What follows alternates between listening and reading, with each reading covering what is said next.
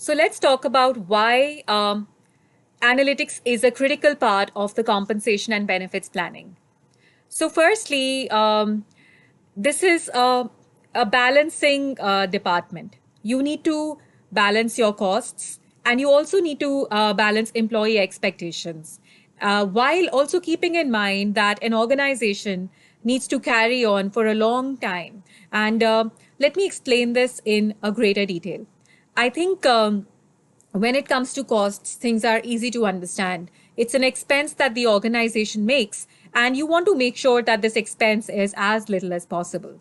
But what would happen if you reduced it to a really low number? Perhaps the finance team would be really happy. But what would happen is that a lot of your employees would realize that there are better opportunities out there in the market, and you might have increased attrition. So, therefore, it's important to have benchmarking and an understanding of the industry and competitors to be able to make sure that you're offering salaries that are in line with the market, because this is a very, very critical tool to balance your attrition. So, a small change in your compensation plan will typically be highly correlated to your, a number in your attrition percentage. Um, Also, when employees are happy, there has been more than enough research that says that you will have increased productivity.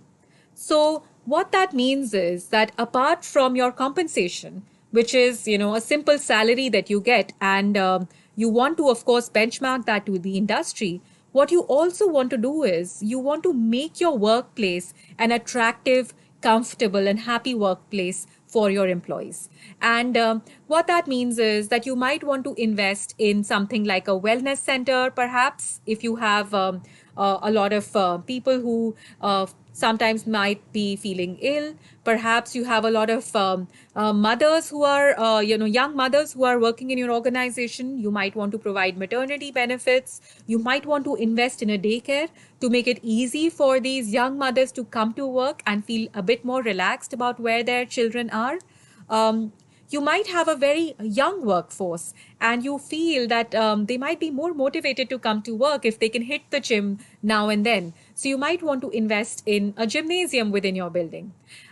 So there are a whole host of benefits you can offer, from simple things like free food, free tea and coffee, to recreational benefits like sports facilities, health facilities, even to small things like access to movie tickets, club memberships, or corporate discounts at restaurants, or other such places. So I would say that this is an extremely large area. It's really impossible to list all the possible benefits that can be offered. I think the sky is the limit, and really you are restricted to the creativity of your own HR team. Um, but balanced with an empathy for what your employee would really value, as well as the cost that you would need to bear to be able to offer this benefit. So this will always be a balancing act. I would, I'm sure you would agree that creating, investing in a gym when you have only 10 people out of 1,000 who are interested in using it might be a poor financial decision, while investing in a gymnasium when you have maybe half your employee strength that wants to visit it would be a very, very wise decision. So each benefit needs to be seen in the context of the people that it is being offered to. And these are the kind of ROI and comparative calculations that the compensation and benefits planning team can get from the HR analytics team.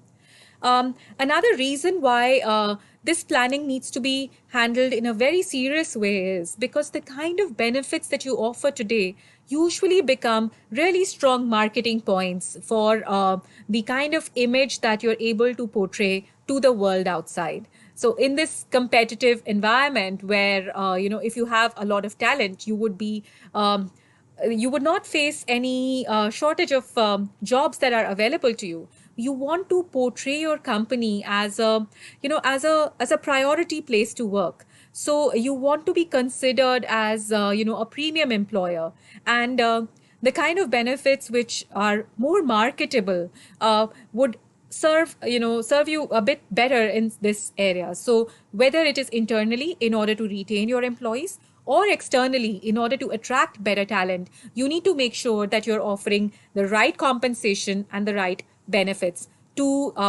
your internal workforce as well as the pool of candidates that you hope to hire in the future. Um, but keeping all of this in mind also requires a tight control on actual calculations. So, what you need to make sure is you need to look at your entire budget. You also need to look at what are the kind of fixed costs that you're dealing with, what are the kind of variable costs that you're dealing with, and then you need to see how these benefits or how these salary packages are going to scale in the future. So let me give you an example. Let's say you have an employee today who has performed remarkably, and you want to award this person with a small bonus. Now you have the option of rewarding this person in several ways. This bonus could be added to their salary package. This could be a one-time payment, which is made to them as a bonus or as a reward for performance well done. Or it could be something which is given to them, not in terms of cash, but in terms of, in kind. So maybe you, instead of giving them money, give them access to the company car, or you give them, some extra holidays. And these kind of decisions will have long-term implications because addition to the salary will mean now this bonus is being paid to this employee year on year because the salary cannot be reduced without causing a great degree of unhappiness. On the other hand, the bonus can be termed as a one-time payout and therefore will not have long-term repercussions. But for the employee, it may not feel like a very permanent reward.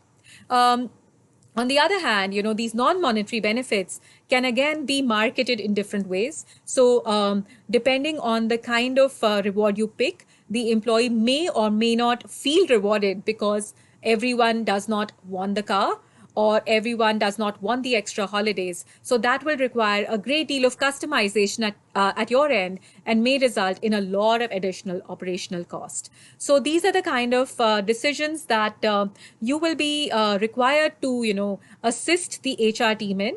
And this is, I think, one of the most interesting areas that the HR analytics team can dive right into.